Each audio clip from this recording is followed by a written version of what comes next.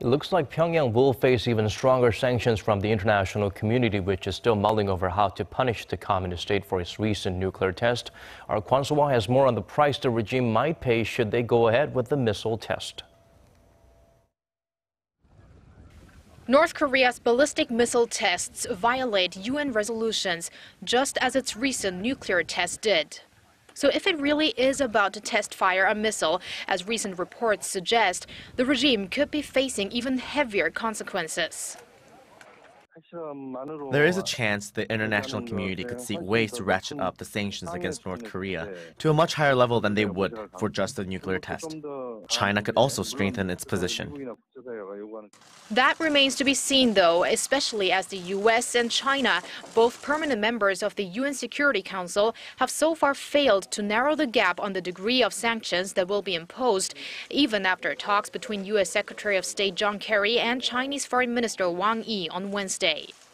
On top of that, 5 of the countries involved in the long-stalled 6-party denuclearization talks have also failed to find consensus on a proposal made by President Park Geun-hye last week to resume the multilateral form without North Korea.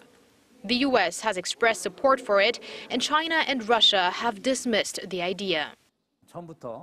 From the start, we knew that China and Russia have had a passive point of view when it comes to this issue.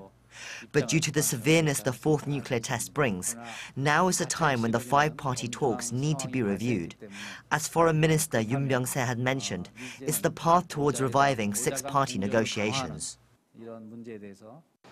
Amid the multilateral efforts to curb North Korea's nuclear ambitions, the UN Security Council's 15 members are working on a new North Korea resolution for the recent nuclear test.